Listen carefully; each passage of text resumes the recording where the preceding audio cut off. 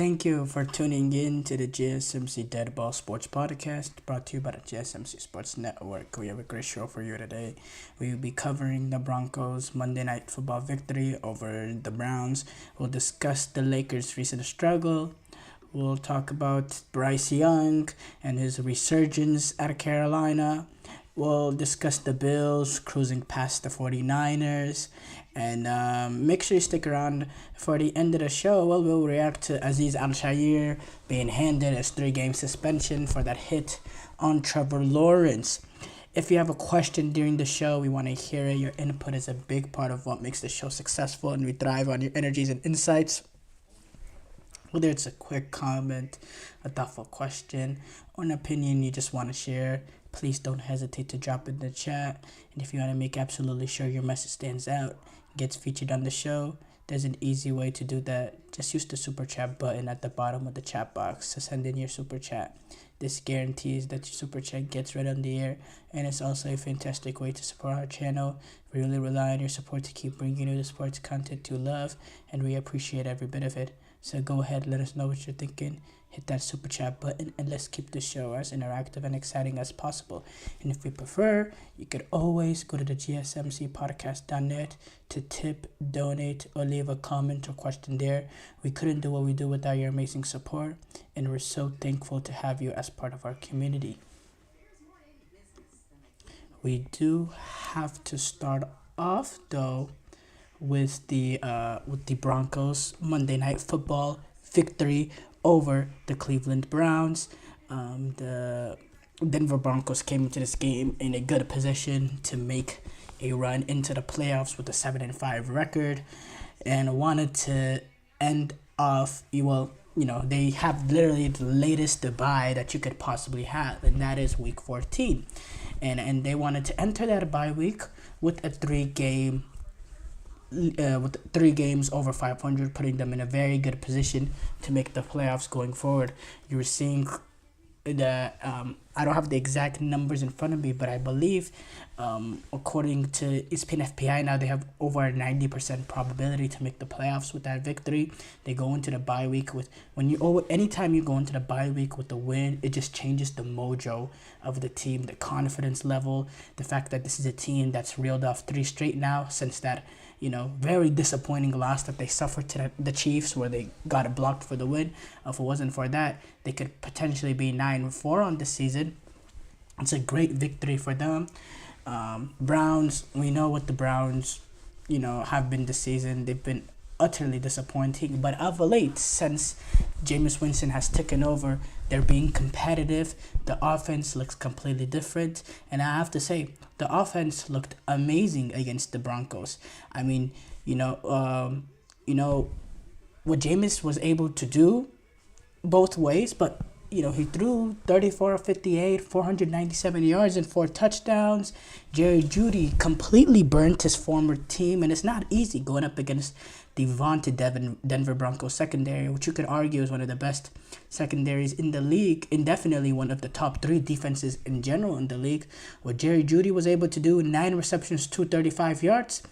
And honestly, he could have had more. He had one potentially 70-yard touchdown, deep touchdown overthrown earlier on the game, or the numbers could have been even bigger. Elijah Moore also was able to produce 8 receptions for 111 yards. The run game was solid. Jerome Ford had 4.6 yards a carry. Nick Chubb didn't do much. We know Nick Chubb is still finding his way back. The playing time's not there. He's only had 82 carries for 243 yards this season. Since he's returned, it is hard for him, especially at a running back, him being 28, his future might be in a little bit of a vulnerable position right now with the shelf life we know as a running back. But yeah, the Browns, they were able to go up and down the field and be able to get up and down the field against this Denver Broncos team. Problem is Jameis Winston, he will sling that ball. He does have the quality to go for 4 touchdowns and almost 500 yards and complete 34 balls. He has that ability. He's a gunslinger of a quarterback. The problem is he's a detrimental gunslinger, and it leads to interceptions at a alarmingly high rate. This is why he's not a quarterback for the Tampa Bay Buccaneers anymore. This is why he's not a quarterback for the Saints anymore as well.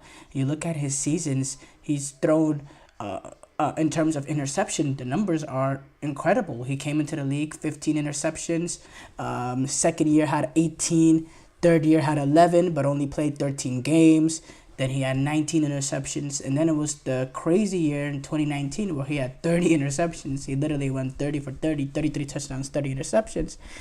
And that's just the story with Jameis Winston, and why he hasn't been able to be a consistent starter at any, well, besides his entering the year as the number one overall pick. He hasn't been able to maintain a starting position since Tampa Bay moved on from him for Tom Brady. It's just the reality what we're with Jameis Winston, and yeah, he can sling that ball, and he'll make a lot of plays, but he also give the Broncos an opportunity to make plays, and he threw two pick sixes in the ball game, and in a game that you lose by 9 points, well, two pick sixes is, that's the deciding factor. He also had another interception as well, and so 4 touchdowns, 3 interceptions. Yeah, he made a lot of good plays, but he also made a lot of some detrimental ones. And the Browns had the ball with an opportunity to go in and take the lead, down 1 against this Denver Broncos team. The Browns did an amazing job to stay into the game, and honestly, I thought they were unfortunate to be down at that period in the ball game, because there was a few moments that kind of went against them. I talked about earlier on the Jameis Winston overthrow to Jerry Jeudy early on that left 7 points off the board. The Browns also had the Broncos deep in their own territory, on their own, I believe it was on their own 9-yard line or so, 3rd and long, with an opportunity to get off the field and give the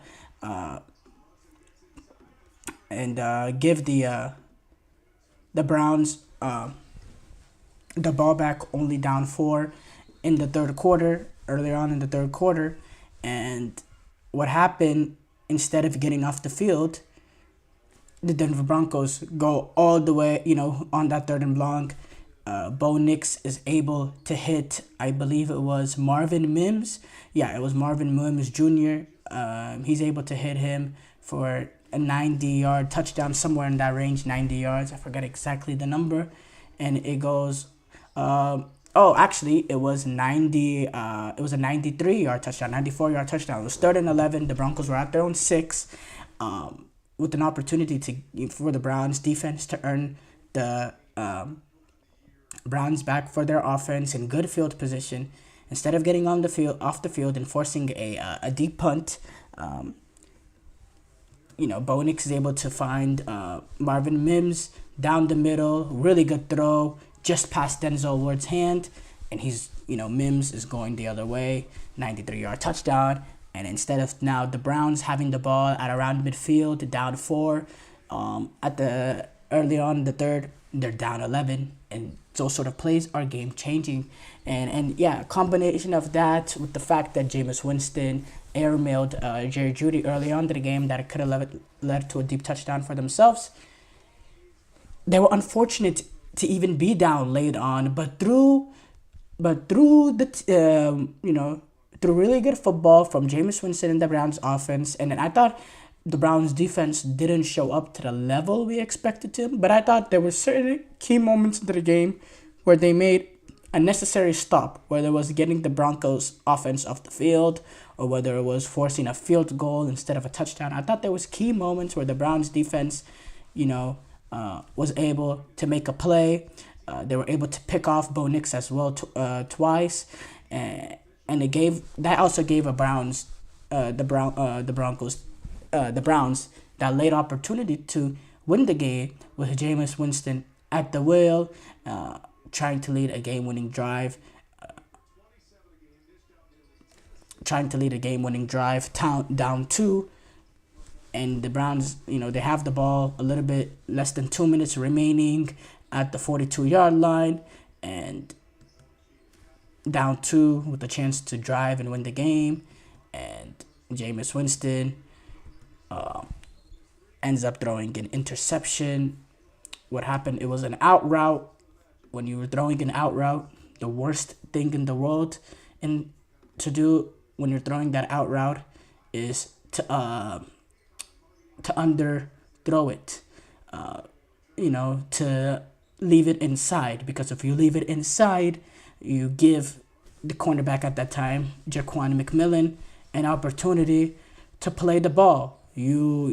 Of anything, if you lead that ball outside, it's the wide receiver or nobody. When you leave it inside, you give the cornerback an opportunity to jump it.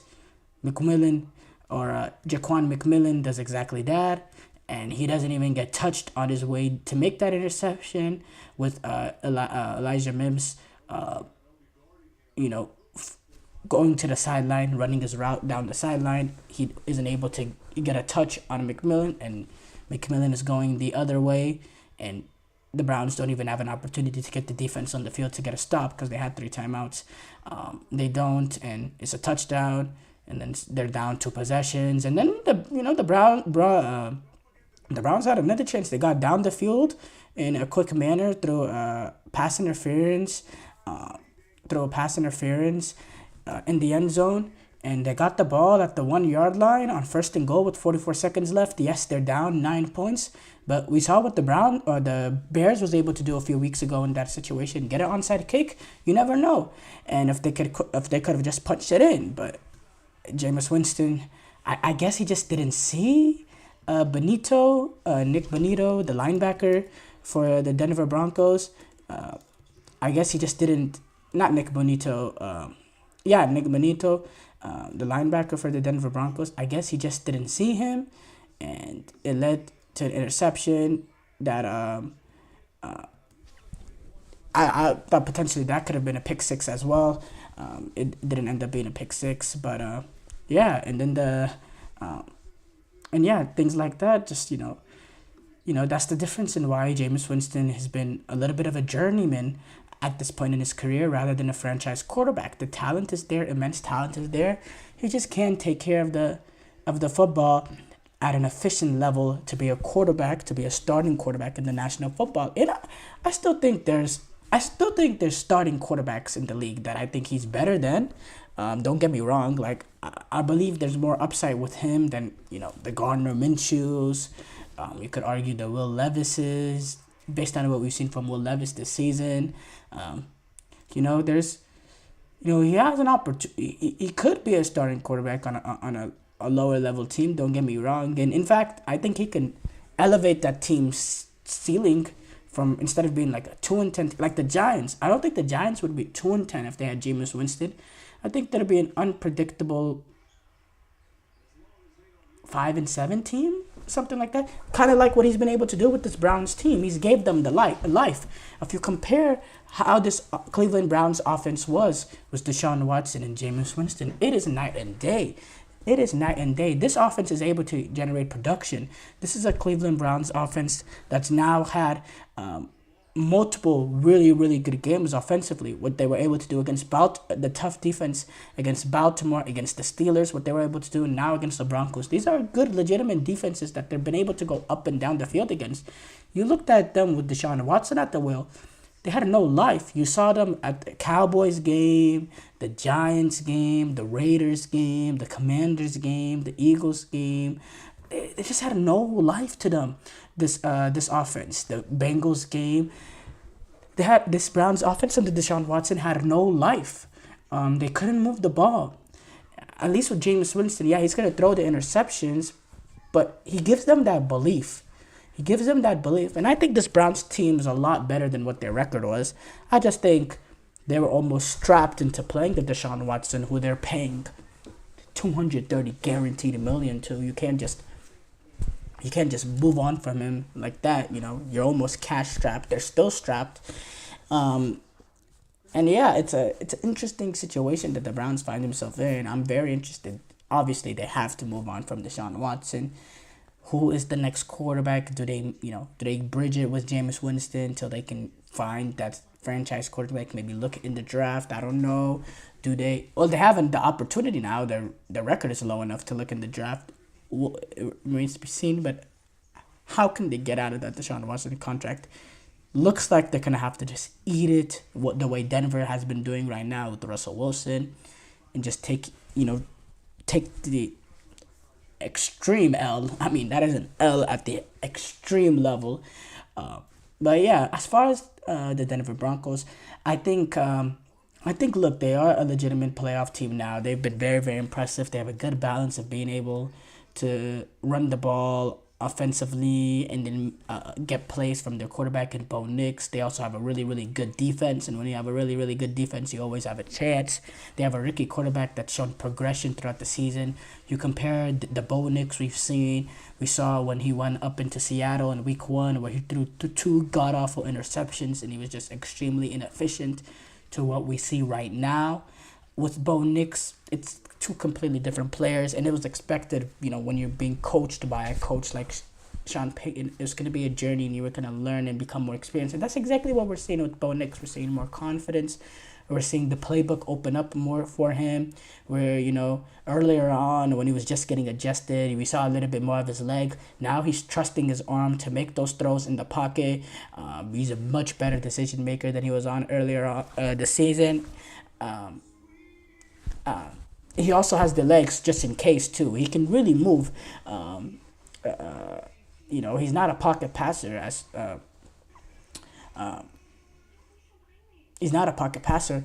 He has the legs. So, yeah, he's a really good quarterback. A really good rookie quarterback. And, I don't think they're a lock to make the playoffs. I do have to say 8-5. You're looking at it right now. The Chargers, they're probably going to get in as a wild card team. And then the Ravens, or, depending on what happens in the North. The North and the West, and the North and the Chargers. The North team that finishes second in the Chargers, I think they'll probably be the top two wildcard teams, with the fact that the Chargers also have a tiebreak over the Broncos. So I think the Broncos will be battling it for the 7th seed. But now, as the season goes on, slowly teams are getting away from that. Bengals, they've fallen off completely. Miami, they're on the outside looking in now at 5-7. At 5-7, they take on the New York Jets this week. Let's assume they get up to 6-7. The Broncos are on a bye at 8-5. The Indianapolis Colts are also on a bye. They're at 6-7. So let's assume the Dolphins beat the Jets, because let's just assume the Jets are a 3-9 ball club. That means the Dolphins and the Colts are 6-7, while the Dolphins are 8-5. Entering next week's game. The amazing thing about that, the Broncos are 8-5, while the Dolphins and Colts are going to be 6-7. The crazy thing about it is, following the bye week, the game that we get is between the Denver Broncos and the Indianapolis Colts. I'm very excited for that game. It's a 2-game difference between those two teams, but suddenly Indianapolis, they win that game. It completely changes the narrative. Indianapolis goes up to 7-7. Broncos drop to 8-6. Indianapolis has the tiebreaker advantage over the Denver Broncos as well. So if they finish with the same record, Indianapolis will have the advantage to get in, and the Broncos don't have an easy schedule down the stretch. They have the Chargers to play, a Chargers team that's up there in the playoffs. They have the Kansas City Chiefs, and who knows, the way Buffalo Bills have been playing, they're a team that is, that might be competing for that number 1 seed down the stretch. It may not be a given that Mahomes and, key players are going to be resting. Also, Cincinnati Bengals in between those two games. Look, Cincinnati is 4-8 ball club and all that, but they can still be a difficult team. They're still not a give-me, and the fact that they have to go to Cincinnati, that'll make it difficult. Also, another advantage, and then so that could completely change it up. And if Colts, not only of the fact that the Colts win that game, brings Colts give them a really good chance with the tiebreaker advantage with the Broncos, it puts Miami right back in the thick of this, despite their bad loss, because Miami, they have a relatively easy schedule. They get the Jets twice. They play the Browns. They play the Texans, who are an iffy team, and then they play the 49ers, who have also been very iffy this season. Who knows? I think Miami have an opportunity to battle in there as well. I don't guarantee it for the Broncos, but obviously they're in a pole position with the fact that they have a game and a half lead over Indianapolis, or a 2-game lead over Indianapolis, and a 2.5-game lead over the Miami Dolphins. But this is football, and the fact that the Colts and the Broncos are facing up against each other next week after the bye week, I think that is a game that is a huge game. It's a 325 game as well. I'm looking very forward to that. Wouldn't be surprised. I don't know how the flexing rules work, but that's a game that could potentially get flexed. I wouldn't be surprised. I believe the primetime game, the Sunday night game of that week, is the Packers Seahawks. Yeah, they're not gonna flex the Packers Seahawks. Let's be honest. Yeah, no, they're not. They're not gonna flex the Packers Seahawks. But short break here coming up. When we come back, we will discuss the Lakers and their recent struggles. I feel like I'm losing my mind. Is everybody in the world blind? Please, Lord, give me a sign, a sign. I feel like I'm losing my mind. Is everybody in the world blind? Please, Lord, give me a sign, a sign.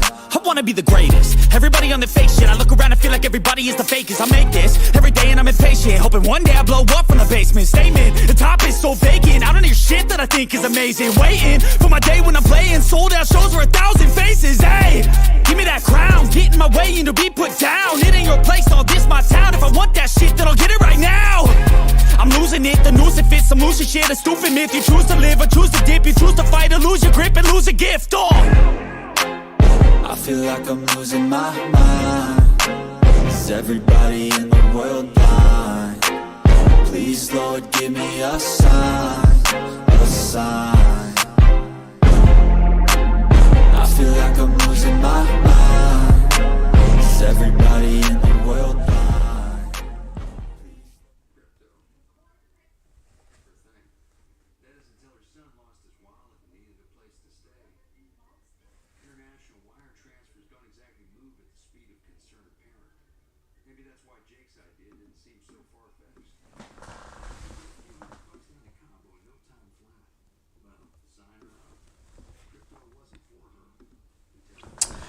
Before the break, we discussed the Broncos' Monday night football win over the Browns. We move on to discuss the Lakers and their recent struggles. So the Los Angeles Lakers are dropped down to the 9th seed in the Western Conference. They're 12-9. They've been struggling. Their last 10, they're 5-5. Recently, as well, in terms of the last, 5 games or so, they've really been struggling. They're 2-3, came in that stretch, and they really could be, or actually, forget that. In their last, 1, 2, 3, 4, 5, 6. In their last 6 games, they've really been struggling. They're 2-4 in the last 6 games. They really could be 1-5 if it wasn't for the Will Hardy early timeout that cost the Utah Jazz a go-ahead bucket with the second remaining. The Lakers have really been struggling, and it's compounded. That storyline has been compounded behind LeBron James' recent struggles. This is a LeBron that's hasn't been great. He had that 12-point, 5 of 13 performance against the Thunder. You look at him against the Timberwolves, he was 4 of 16, and 4 of 16, and he only had 10 points as well there. We're seeing certain games that LeBron has had this season where, we just don't expect that. It's 18 points against the Nuggets as well. We expect greatness on a nightly basis from LeBron, and we're just not getting that. And the Timberwolves game, the alarming thing is, for the LeBron, something that we always expect for him in the night is to be pushing 10 assists. He only had 4 assists in that game. And, we know LeBron, has improved his 3-point shooting early on.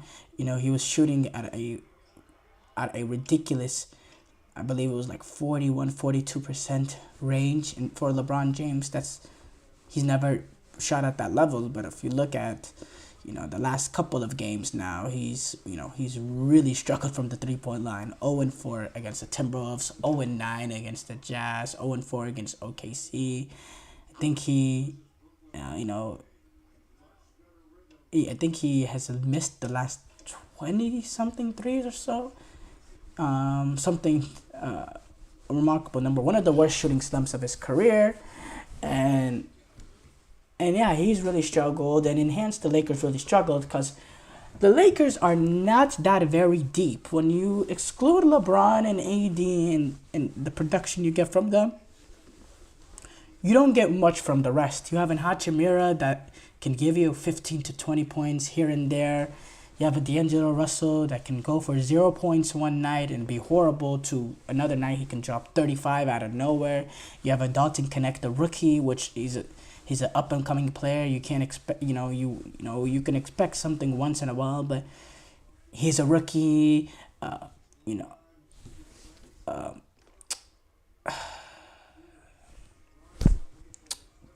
He's mistaken my mind. Austin Reeves, yeah, I was gonna say AK. Austin Reeves. Again, he's been a little bit iffy as well for the last couple of seasons now. He'll give you some production here in game. He's here and there. He's a fearless, but again, you can't expect him to consistently on a night out basis give you, he's not going to give you 25 a night or anything. So the depth behind LeBron and AD is a little bit iffy. They have a bunch of solid players, but no game changers. And JJ Redick, what he's done into this team, he's done a decent job. The way they've started off the year, if you look at it, I don't think the Lakers, I think they started off like 4-1 or something. The Lakers haven't got enough to start like that, and in a very, very long time, I have to be honest. But since then, they have a little bit dimmed. I still believe, relatively for what we've seen in the past, 12-9 start for the Lakers through 21 games is decent. I mean, we've seen the Lakers get off to some really, really bad starts, and they've been seasons where they've struggled to maintain being 500 throughout the duration of the season, and what the Lakers have done is they've been above 500 throughout the entire year, which is not something the Lakers have grown accustomed to doing over recent years. But there's still inconsistencies there because when you don't get it, and what I think as with LeBron, not to make any excuses for him, but this is a LeBron James who is aged 39 years old. He's a few weeks now away from being 40. That didn't have a break this season. He had the NBA season where he made the playoffs, played the Western Conference first round with by the Nuggets. Got beat by the Nuggets. Had a little bit of a rest in between, but then had to play some high level, important basketball representing his country at the Olympic Games in Paris. And with the combination of the training camp and the Olympic Games, that was almost a 2 months process or so. Then you get another, month, or not even month, like another few weeks or so before training camp begins, and then you're back at it again. There's not that huge of a turnaround for him to rest. And I just think maybe the wear and tear of all that basketball is just getting to him at age 39. Maybe for the next month or two, the minutes need to go down, more. Maybe he needs to play about 25 minutes a night just to get his body more, just to give his body more rest, because he didn't have that much rest in between. He is age 39, and we can expect greatness for him even at this age, what he's doing now, because what he gave us in the training camp, preseason, pre-Olympic games, and the Olympics, he gave us greatness. He was the best player on that team, and he was the worthy MVP of the Olympic Games because he was a phenomenal player, because he is still a phenomenal player. And we can expect that level from him on this Lakers team. I just think he needs that little bit more rest. I do think the 10 points and the 12 points is alarming because, we've seen slumps, especially shooting slumps from LeBron James. We've seen that, but we haven't seen games like that. At least I don't remember LeBron, only scoring 10 points in a game. I don't think that's a normal thing. This is a almost a common occurrence this season. He struggled earlier on this season against the Suns. He struggled again against the Suns a few games ago. Struggled against the Timberwolves, against the Nuggets. He wasn't that efficient as well. There's certain games that he's given us performances where I'll be alarmed. I'll be alarmed. The transition defense is still a problem, as I said earlier on. The shooting is still a problem with this Lakers team. And honestly, the shooting has been a problem with this Lakers team since LeBron has got there. They had that 1 year where they had, KCP hit some threes, Danny Green hit some threes. They had some decent three-point shooters around LeBron and AD. And turns out, well, they won a championship. Every other year that they haven't been able to get the proper shooters around LeBron, they're struggling. They're really struggling. And I think getting in some shooting will help. The Lakers have really been on a cold stretch of late in terms of three-point shooting. I was watching the game against the Timberwolves, and after the first quarter, he was getting the in-game interviews. JJ Redick was getting interviewed by one of the reporters on NBA TV, and he was saying, JJ Redick was essentially saying, we're really suffering as a team right now from the three-point line. We're not at a good moment. When you have consistent shooters, you don't go through horrible stretches like that as a team, where he's visibly frustrated at or presenting his frustration the way he is about how the shooting has not been. They've been suffering. They're in a really bad position right now. That doesn't happen when you have consistent shooters, and that's my problem. The Lakers don't have consistent shooters. And yeah, when you don't have consistent shooters, when your defense is lagging behind, especially in transition, and you're looking at a little bit of an odd team, well, 12-8 is a deserving record.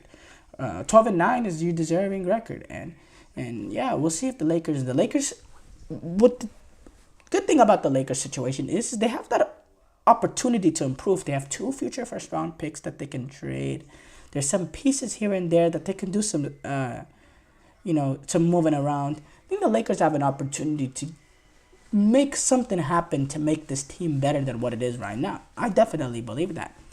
And I look forward to seeing if Rob Pelinka can make that happen. Showbreaker coming up. When we come back, we will discuss Bryce Young and his recent stint and whether or not that's an opportunity for him to earn a second life at Carolina. Looking for your daily fix of sports talk without having to pay for it? GSMC Sports Network is available on YouTube. Just search GSMC Sports Network.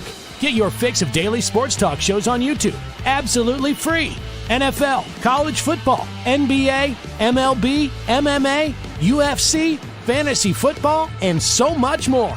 GSMC Sports Network has shows running all day long, with new sports shows starting every 2 hours. Just like on your favorite cable sports channel, except GSMC Sports Network is absolutely free. Just search GSMC Sports Network on YouTube to catch one of your new favorite shows, like the GSMC College Football Podcast, Chip Shot Football Podcast, Hoops and Heels Women's Sports Podcast, GSMC Basketball Podcast, and so many more. Check it out for yourself. GSMC Sports Network, now available on YouTube absolutely free. Search GSMC Sports Network on YouTube right now.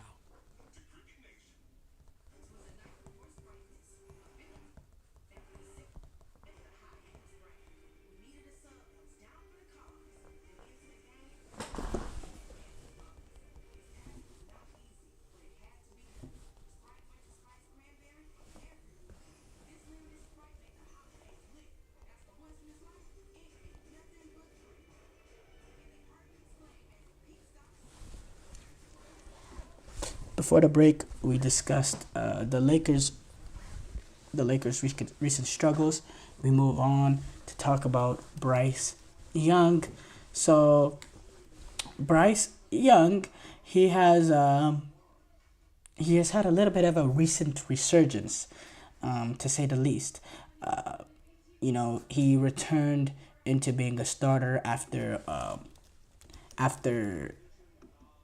Andy Dalton suffered a car accident that led, I believe, to a sprained thumb on the throwing thumb, something of that sort. Don't quote me on that. And it gave him an opportunity to return as the starter in the game against, I believe he returned the game against the Denver Broncos. And, that last game before, Andy Dalton did struggle. He won his, Andy Dalton got a win early on. I believe it was his first appearance of the season against Raiders. But since then, he really struggled, especially in that Panthers game. I believe he only, in that Commanders game, he only threw for 93 yards and 2 interceptions. Then the accident happened, and it gave Bryce Young an opportunity to return as a starter. And since then, Bryce Young has played some really good football, I have to say. The Panthers are 2-3 in that time, which is not great, but it's not horrible. They were 2-3 in that time, and then 2 of their 3 losses were really competitive losses down the wire against 2 really good teams, in my opinion. Against Kansas City, it took Chiefs a walk-off field goal to get past Bryce Young in the Panthers' den, and against the Tampa Bay Buccaneers, it literally went down to the wire in overtime. The Buccaneers won it on a walk-off field goal in overtime to get that one. And Bryce Young, he's played some really good football. What he was able to do in that Chiefs game, made some really good plays down the stretch, going up against a really good Chiefs defense. He was able to carve up 21 of 35, 263 yards, and a touchdown. You saw what he did against the Buccaneers as well. I was so impressed with the poise he had late in the game. Made some big plays late in the fourth quarter and in overtime. He made one really good play to Adam Thielen in overtime that it got them an opportunity to take a field goal to win the game, and then Chuba Hubbard fumbled. You can't blame Bryce Young for that. I thought Bryce Young did what he needed to do to lead the Panthers past the Buccaneers. He made the play to get them into field goal range. The Panthers hand the ball off to Chuba Hubbard to get a little bit more yards, and Hubbard, he fumbles the ball. Just the worst thing to do in that moment. A season-changing play, by the way, for the Tampa Bay Buccaneers as well. That was wow. That was a game, season-changing play. For the Panthers, is not that big of a stakes. But Bryce Young, not only did he make the play in the game tying drive, no, in fact, he led a game-leading drive. A fourth quarter should have been a game-winning drive. He made an amazing play to Adam Thielen, stepping up in the pocket, showing poise, making that franchise quarterback play to give them the lead with about 50 seconds to go. He gave them the lead. They were up 3. They were down 4. They needed a touchdown to take the lead. And then Baker Mayfield goes back the other way, get the Buccaneers quickly into field goal range, and it goes into overtime. Bryce Young in that game, he led 2 game-winning drives that should have been 2 game-winning drives. One game-winning drive gave them a 3-point lead with about 40 seconds to go. The Panthers defense did not do their job and seal out the game. And then he made the play to get them in field goal range in overtime to kick a potential winning field goal. Chuba Herbert then on the next play or second play or something coughs it up. I think Bryce Young was well-deserving of winning of that game and the Kansas City Chiefs game. You look at his performance as well. He hasn't been turning it over. He's played clean football. He hasn't turned it over in the last he hasn't turned it over in the last 3 games. He's only thrown 1 interception in the last 4.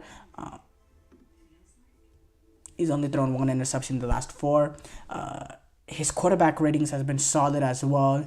86.4 against the Giants, 92.9 against the Chiefs, 83.4 against the Buccaneers. You compare that to his career average QBR of 73.8. There's an improvement. We're seeing an improvement. And, with these young guys, sometimes, they just need that opportunity to make their mistakes and to not give up on them. We see the Anthony Richardson, since he's returned from the benching as well, I think he's looked a lot more promising. Look, with Bryce Young, his early struggles has always been something that I could not wrap my head around, because when I watched him at college, I saw a player that physically didn't have the greatest physical strength, not the tallest quarterback, not the biggest arm, but the intangibles, the decision making, the accuracy was all there. Everything that you wanted from a franchise quarterback, from a tangible perspective, from a reading the defense perspective, from a pure accuracy perspective, I thought it was all there. But it didn't translate. It didn't translate. I think the tangibles translated. I still see, I don't see any flaws with them in terms of the tangibles, but some accuracy issues, and a lot of it is being flustered. When you're flustered in the pocket and the confidence level is, you start getting tunnel vision, and you suddenly turn inaccurate, and you start overthrowing guys that are wide open. His pocket presence was really, really poor. Since he's came back, his pocket presence has completely changed it. And maybe that's what it takes to see a veteran quarterback, an experienced quarterback, getting to see him for a few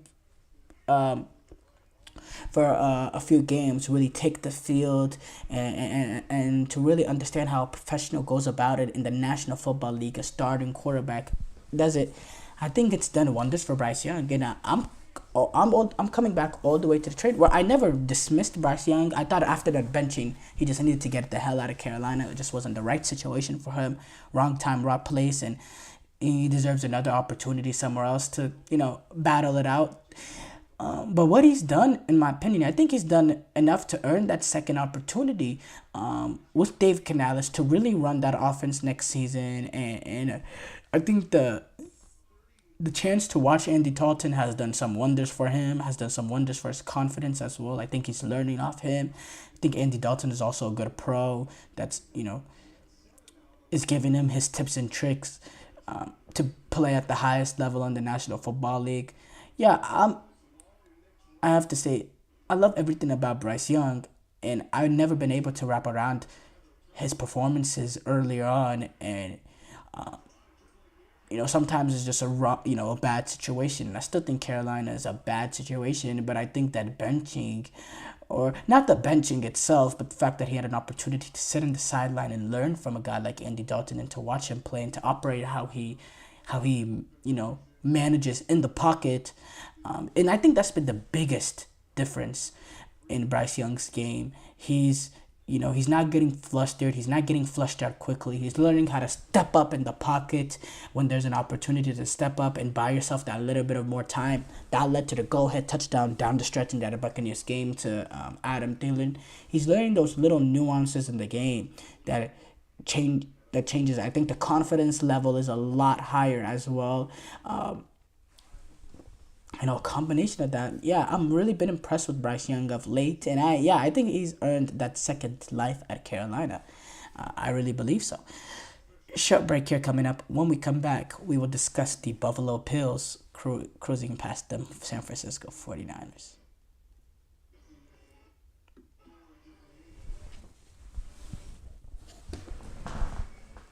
For the best and latest podcasts available anywhere, go to the podcast app on your cell phone and type in GSMC to access free content-rich podcasts on health and wellness, book reviews, sports, entertainment, relationships, social media, movies, technology, finance, and even weird news. Subscribe and download the GSMC Podcast Network's family of shows, available everywhere podcasts are found.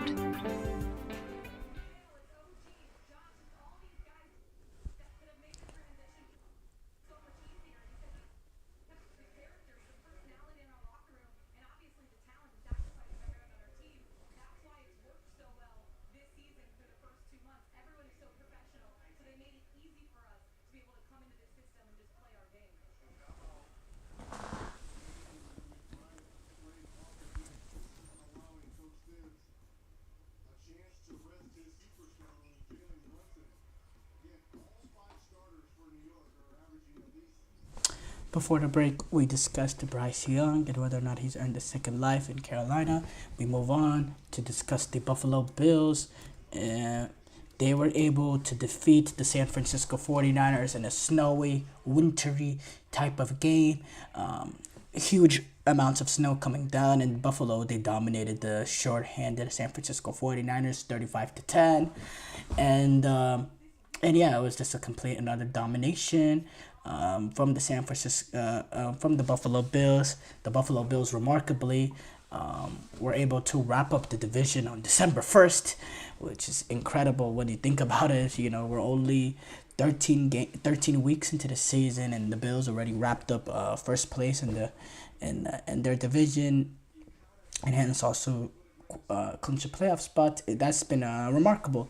And in Josh Allen, he's continuing to make his MVP case, and with Lamar Jackson and that loss to Philadelphia, he has, I think Josh Allen has probably earned himself now the favorite for that MVP battle, and they're only one game behind the Chiefs for the number 1 seed. And keep in mind, they have the tiebreaker advantage because they beat the Chiefs a few weeks ago. So all is well in Buffalo, and the transition from the Stephon Diggs era to this new era that the Buffalo Bills have been going through has been very, very smooth. And Sean McDermott, brilliant head coach. Heard some nonsense talk earlier this season that he may be on the hot seat. Just shut up. Just shut up. This is a Sean McDermott. What he's been able to do at Buffalo has been remarkable. People forget it's not just the Josh Allen Bills that he created. When he first came in, he led a Buffalo Bills team that lacked a lot of ability. He led it into the playoffs with Tyrod Taylor starting as quarterback, and their number 1 receiver was Kelvin Benjamin. And their defense was a little bit aging with guys like Alonzo and then I'm forgetting not Alonzo. I'm forgetting the players on that defense, man. Oh my God, it wasn't Alonzo. It was the middle linebacker. Something. Man, I forgot. And then they had that one pass rusher. He played for the Bills for a really, really long time. The names are mistaken in my hand, but it was a little bit of an aged defense. It wasn't a great team. He got them into the playoffs as a 7th seed. Buffalo before then was poverty for a very long time. He got them in as a 6th seed, actually. 7th seed didn't get in at that time. And then they played the Jacksonville Jaguars in the first round. They traveled to Jacksonville, and then they got eliminated by the Jaguars. With that team, the Jaguars team ended up winning the AFC. Reaching the AFC Championship. I believe that game, it was a low-scoring game. I think it was 10-3 or something. I know it was a one-possession game. Jalen Ramsey made the pick to win it. It was 10-3. The Jaguars win. By the way, 10-3 in a playoff game. What happened to that? That wasn't even that long ago, 2018. What happened to playoff games like that? Man, that was a great game. For me, at least, that's the kind of football I love watching. 2 good defenses going at it. Or 2 bad quarterbacks going at it, really. I'm not saying Tyrod Taylor's bad, but at a playoff level, Tyrod Taylor versus Blake Bortles, let's be for real, that's not a playoff caliber quarterback matchup. But getting a little bit off topic, what Sean McDermott has been able to do has been absolutely brilliant in transitioning through multiple eras now. He's been at Buffalo for a pretty long time, actually. Now I used to look at him as one of the young coaches in the league. Now he's a tenured coach. And in Buffalo, they continue to be dominant. They played some good, opportunistic defense. Offensively, we know Josh Allen, what he's able to do, the run game looks a little bit revitalized now under Joe Brady. James Cook was able to average 7.6 yards carry against this 49ers defense and completely manhandled them. Physically, the Buffalo Bills manhandled the Niners. And the Bills, they can win in multiple ways, and they're a very impressive team. And they're a contender in there in the AFC, despite the fact that I don't have that belief in them to get it done in the playoffs, because we haven't seen that in the past. In Buffalo, they tend to not be able to make that one play that it takes to get over the line year in and year out against the Kansas City Chiefs or the Bengals or so. And I believe we probably are going to get that again, despite how good Buffalo has been this season. For the 49ers. So the 49ers started off this game, I have to say, with that first opening drive, being able to force the Bills 3 and out, and then And then the 49ers offense was able to get all the way down the field, but had to settle for 3, as the 49ers offense has to do all season. The red zone offense has been atrocious, one of the worst in the league. And then the 49ers also got the Bills on another opportunity to go 3 and out again. And on third down, they get the stop, but pass interference, illegal contact on Charvarius Ward gives the Bills first down, and that could have been a big play. The Buffalo Bills going 3 and out on the first 2 drives, Niners getting the ball back at 3-0, with an opportunity to, further their lead. Maybe could have made a little bit more of a game than what it was, but that penalty happens, and then, the Buffalo Bills just doesn't look back from there. Just completely dominated the 49ers in the run game, just outclassed the Niners. The Niners really couldn't get anything going in terms of being able to stop that Buffalo Bills offense. I think offensively, the Niners was able to generate drives.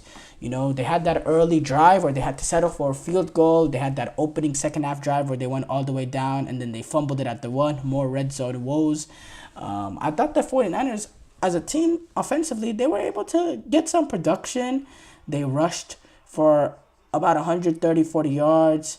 They were able to move the ball down the field in certain moments, and it's difficult when you're playing in the snow and you have a Brock Purdy who was playing his first game since returning from that shoulder injury, and then throwing in the cold as well. We could see his throwing shoulder, and you could see when he was throwing the ball, that arm lacked any velocity. And maybe it's the combination of the shoulder and the snow and the weather, and it just makes it difficult. But from the moment get-go, we knew this was not going to be a big game for Brock Purdy, and it was a game that he was going to have to manage. And even with the fact that the Buffalo Bills were up big, early, Kyle Shanahan didn't let Brock Purdy air it out. He still only had 18 attempts, because it was just not he was just not going to be able to. He was just not going to be able to win the game with his arm in those conditions, with the way his shoulder was, and especially early on in that first half, I don't remember, Brock Purdy didn't even have to, it could have been, Brandon Allen playing, he wasn't even active, I guess, but it could have been Brandon Allen playing, and you wouldn't have even noticed, because the 49ers, they didn't throw the ball past 10 yards. It was a lot of handoffs. If they did throw the ball, it was a screen, maybe the occasional slant. But he didn't throw the ball much. George Kittle, he's been having an electric year this year. He only had 1 reception for 7 yards. Debo, he's washed. Let's just call it as it is. I don't even want to call him Debo Samuel anymore. This is not Debo Samuel. This is Tyshawn Samuel Sr. Debo is not there anymore. Debo's not, he's retired. We're in week 14 or something of the season, and he has 38 receptions for 531 yards. He can't break the edge the way he does. He looks like he's lost a little bit of speed, which is interesting, because on kickoff returns, we see that explosiveness and that speed from him on kickoff returns. But when he's playing on that football pitch, when he's running the football, or when he's catching, trying to break a tackle, we don't see that breakaway speed from him. We don't see that ability to break tackles like we've seen in the past. He's just washed. And I spent this earlier part of the season being angry at him for, at 28, just losing your way. But we asked him to do a lot early on. There is wear and tear that's been put on his body, essentially having to play 2 positions, and maybe he's just coming to fold. But yeah, this is not Debo Samuel. This is Tyshawn Samuel Sr. And it's a shame, because Debo was a great player, man. Great. That 2021 season will go down at least in my history book, will go down in history, because he was a game changer, and it's overshadowed by Cooper Kupp's Triple Crown. But in my opinion, I thought with Debo, what he did that year, dragging the Niners into the playoffs, dragging them to the NFC Championship, I thought it was more impressive than what Cooper Kupp did in that season. But Cooper Kupp won the Triple Crown, and he won MVP of the Super Bowl as well that year. So that'll go down as in the history books, probably the greatest season of all time from a wide receiver. But I still thought what Debo did was better. I thought Debo was incredible in that year. The fact that we don't have Debo anymore, we have Tyshawn. It's a shame. Jawan Jennings, again, he was, the most effective receiver. Didn't really dominate himself. He had that 3 receptions for 56 yards, but the one moment we actually pushed the ball down the field was to Jawan Jennings. McCaffrey, got injured early on. He was actually looked a little bit explosive. 7.6 yards a carry, and he was showing some really, really good signs. And then he ended up hurting that knee. Turned out to be a strained PCL. 6-week injury. Probably now out for the season. But the fact that, there's only 5 weeks left this season after this week.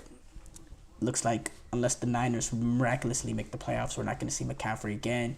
And then the crazy alarming thing with this as well is Jordan Mason. He suffered a high ankle sprain as well. He's on IR, and a high ankle sprain, those are like 4 weeks injuries. That's going to take him out till the last game or 2 left of the season. And now the 49ers enter their last stretch essentially to save their season, where they're having to play playoff games week in, week out for the rest of the season. Extremely short-handed at the running back position. Trent Williams, his wife announced that his kid was stillborn. He had a stillborn twin. The other twin passed away early on in the pregnancy. So obviously that's a sad situation there. So we don't know his status. He's missed the last couple of games as well. Nick Bosa with the hip oblique. It just seems like these injuries are piling up.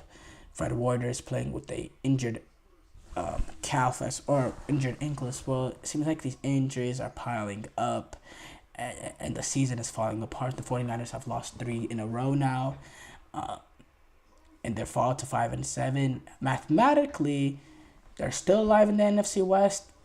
The Seahawks are 7-5. The Cardinals are 5. The Cardinals and the Rams are 6-6. So they're still in there. They're only 2 games away from that division, and the Seahawks do have some difficult games to play left of the season for the rest of the season. But yeah, it just seems like the injuries have been too much, and it seems very similar to what we saw from the 49ers post the year that they reached that 2020 Super Bowl, in which the injuries getting to the team just not being as good as previous years. And yeah, it's unfortunate, and it's an opportunity now for the 49ers to get younger. This is a team, one of the older teams in the NFL. What I always loved about the Niners, especially early on the Kyle Shanahan era, is their physicality, and a lot of that has to do with the youth in the team. This team is just too old to play like that, a game in, game out, and that probably is a factor in the injuries as well. I think this is an opportunity for the Niners to get younger, to get off some of these older guys, like a Deebo Samuel, like a Deebo Samuel, really, that's the big one. Like guys like Kyle Juszczyk, Juszczyk really doesn't matter. He's just a fullback, and Juszczyk doesn't matter. But guys like Deebo, I think, I'm trying to think what other, some of the core guys some of the core guys are still important parts of the team. Like, should the Niners move off from Kittle? No. Then maybe McCaffrey is a candidate, with the fact that, he is 29 and running back shelf life, or he's 28 running back shelf life. I think the 49ers have an opportunity where they might think about taking calls for Nick Bosa. He's 27 years old. He gets paid a ridiculous amount of money. And he's one of the few players that the Niners have that have extreme value. This is a guy that could potentially go for 3 first-round picks. A player with that sort of value, you always have to look in the future as well with the Niners, in the fact that they don't have they have to pay Brock Purdy. They're going to have to pay him a lot of money as well. You need to start thinking about that. And John Lynch and co have a lot of game-changing decisions to think about. For me, there's no arguing that.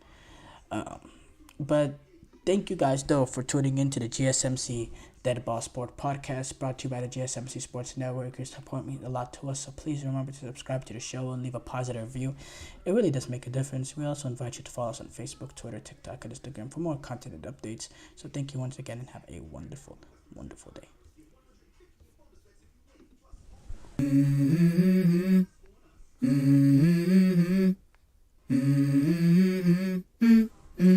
Let's go. I wake up to a little bit of drool on my pillow, feel like it's gonna be a bad day. Yeah, I'm tired of shit, and the coffee ain't